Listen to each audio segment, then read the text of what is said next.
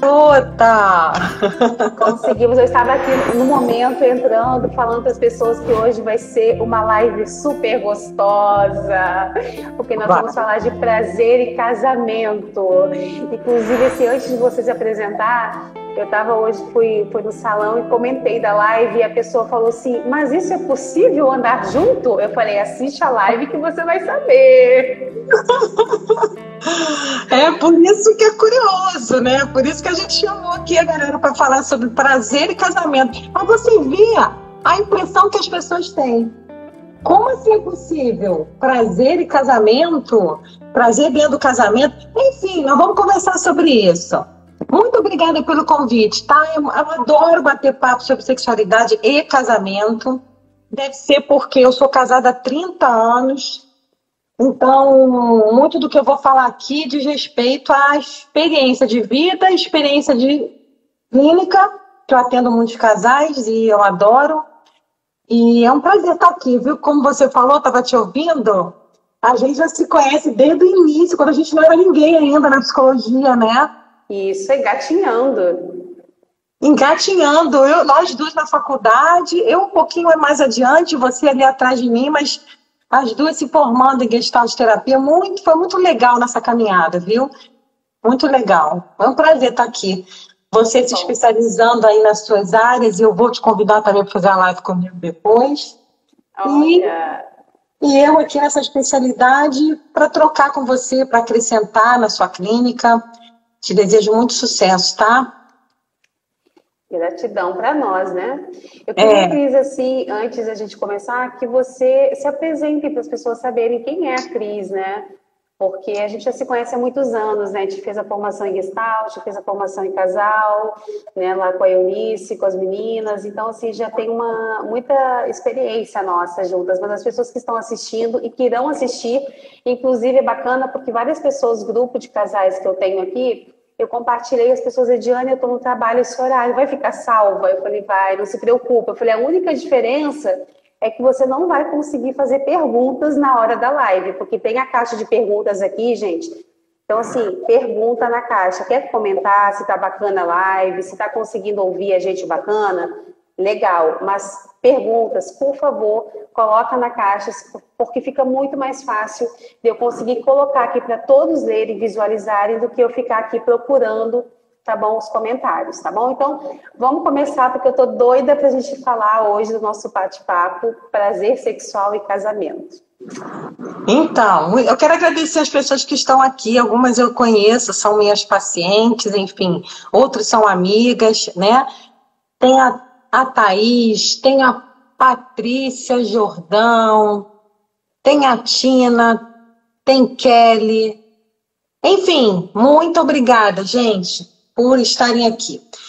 Eu espero que essa live seja muito informativa para vocês. Então, eu sou Cristiane Sattler, sou casada há 30 anos, tenho um casal de filhos, um de 24 e a outra de 20.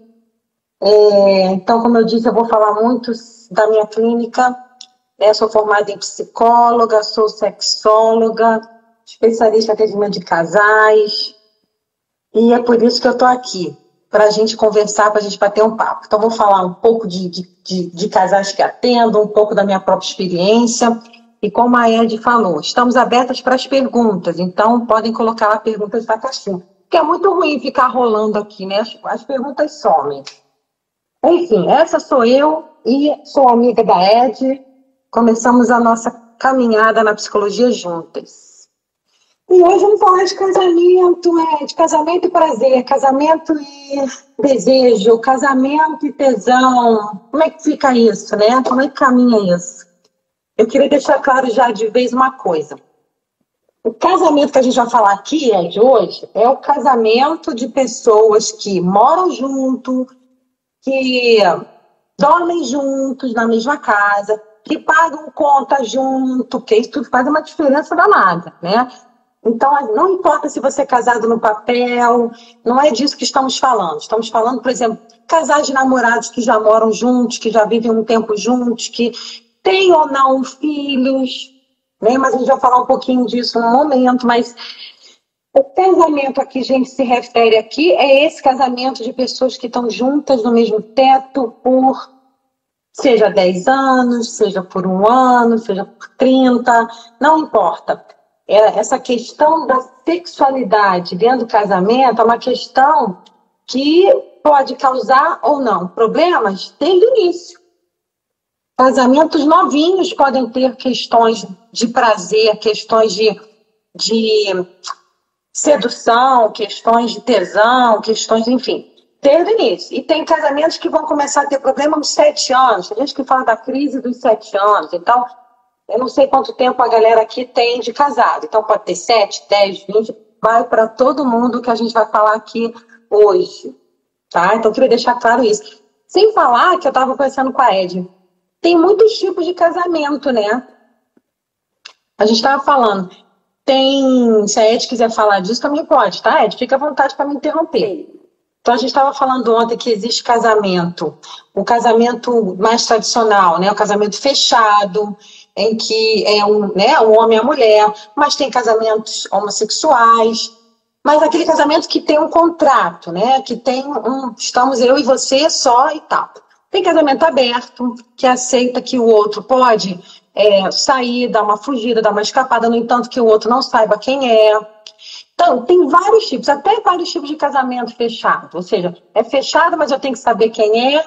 É fechado, mas eu tenho que autorizar, não é isso, Ed? O outro só pode que é o sair. semi-aberto. É o semi-aberto, que o outro só pode ir lá, né, transar com outra pessoa se o seu cônjuge ou o seu parceiro permitir. Isso. E tem casamentos que só permitem, enfim, tem vários tipos de... E poliamor, né? Tem o poliamor, que aí tem que ter uma maturidade, uma cabeça, um acordo muito bem fechado entre as partes, que é chamado aí do trisal. Eu só atendi até hoje casal, nunca atendi trisal. Eu já. Ah, então. Mas já atendi casais que eram casais que se permitiam, assim, ir para casa de swing, ter outras parcerias, incluir outras pessoas na situação, né? E aí isso é bom, isso é ruim, isso traz problemas, isso traz benefícios, enfim, cada um seu cada um. Não estamos aqui para discutir o que é normal, essa palavra normal atrapalha um pouco a gente na clínica, mas o que a gente está falando aqui é muito de um padrão de comportamento. Eu gosto de deixar isso muito claro. Poxa, mas ela só fala de relacionamento hétero. Poxa, mas ela só fala de casamento fechado. Não quero passar essa impressão, mas eu vou falar um pouco de um padrão de comportamento que a gente mais vê, digamos assim. Né? Sim. Então, falando-se do que é casamento, a gente gosta de conceituar, tá, gente? Psicólogo gosta de conceituar, só para a gente equalizar o assunto. Então, o que seria prazer? O que seria prazer? Então, a gente fala de prazer para cá, prazer para lá, mas o que é prazer? Eu usei aqui alguns sinônimos.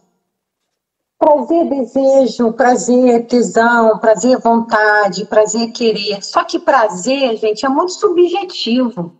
Vai muito de cada um. Então, o que é prazer para um, não é prazer para outro. O que é uma prática prazerosa para um, não é uma prática prazerosa para outro. Tem casais que aceitam certas coisas que dão prazer, tem casais que, mesmo que dê prazer, não aceitam. Então, eu atendi casais, por exemplo, que a gente fala muito, é tão normal falar de sexo oral, mas tem casal que não gosta. Então, não adianta eu ficar aqui falando na clínica, né?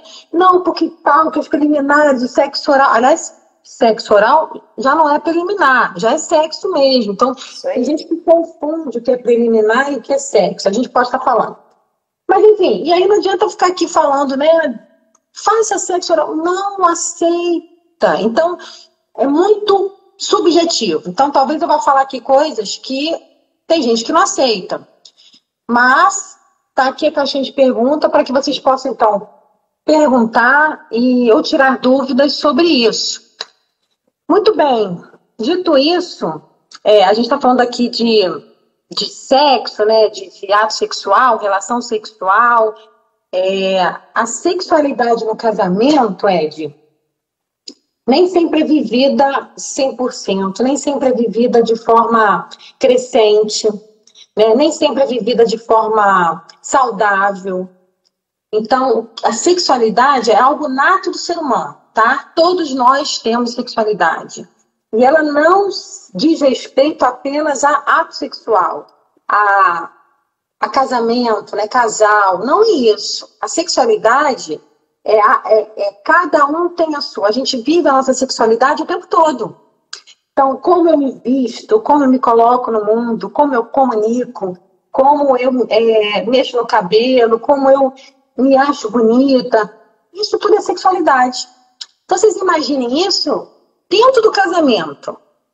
Tem uma outra pessoa. Então, assim, eu vou viver a minha sexualidade com a sexualidade do outro. Então, a gente vai misturar isso.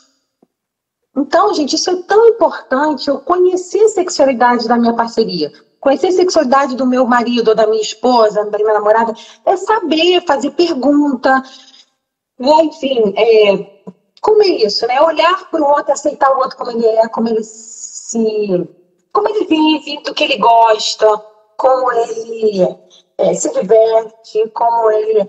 Enfim, o conhecimento... Fantasias, né?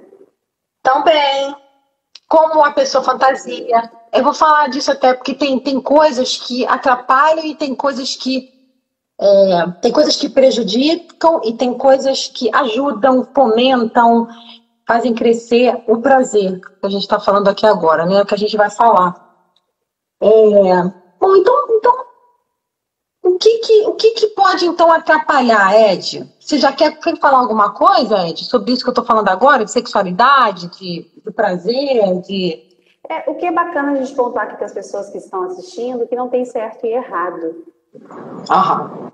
Não tem certo e errado, a sexualidade é de cada um. Então, às vezes, você conversando, ou até mesmo no consultório, quando chega, a pessoa, às vezes, ela quer falar sobre algo e ela fica até com receio de conversar com o profissional, porque acredita que aquilo é algo, assim, né, intangível, surreal, e não. Né? Então, assim, é importante isso que você colocou, as pessoas entenderem o quanto que é compreender quem sou eu dentro do meu prazer, dentro do meu desejo. Né? Então, assim, que não tem algo assim para dizer uma régua que vai regular o que é, você vai falar depois um pouquinho mais da libido, né? Porque minha libido está aqui, do meu parceiro está aqui, ou como que é isso? Como equilibrar, às vezes, esse desejo, essa vontade dentro do casamento, da relação. Então, isso é importante a gente trazer aqui também, né? Sim, eu já vou começar falando disso que você falou. Uma das coisas que mais atrapalham essa química acontecer, né? Todo mundo quer viver, gente, química, né? Todo mundo quer viver algo da pele. É pele, né? A gente escuta muito falar, quando tem pele é uma coisa muito gostosa. De fato, né? Mas eu pergunto, as pessoas buscam ter isso? Ou as pessoas acham que isso vai acontecer do nada, né? Então, assim, as pessoas são parte do prazer, fazem parte. Então, ela tem que se ver parte da busca disso, de querer isso, de fazer algo diferente, de buscar. Então, assim, gente, isso não cai do céu. É investimento. Então, eu tenho que investir minha vontade. Se eu estou pensando, poxa, queria tanto ter isso, queria tanto fazer isso, que você falou das fantasias, né? Então, fale, se comunique, busque. Gente, o que tem de gente boa no Instagram falando de sexualidade, tem um casal que eu amo muito, que eu não vou lembrar o nome, acho que é Deia e Jal. Eles dão tantas dicas, eles botam muito videozinhos o dia inteiro, acho que eles não fazem mais nada do que isso, gente, eles só fazem isso. Mas eles fazem tantas dicas legais, simples, eles falam de técnicas, o que fazer, o que não fazer, o que atrapalha. Eu adoro eles. Então, assim, a pessoa quer ter prazer no casamento, mas não faz nada, Ed. Quer que caia do céu. Gente, casamento é investimento. Sucesso é investimento. Então, quer ter sucesso na profissão? Invista tempo, invista dinheiro, faça um curso. É a mesma coisa o casamento. Se eu quero buscar prazer no meu casamento, eu tenho que investir. Então, mexa-se. Faz alguma coisa por você e pelo seu parceiro. Agora, uma coisa legal que você falou.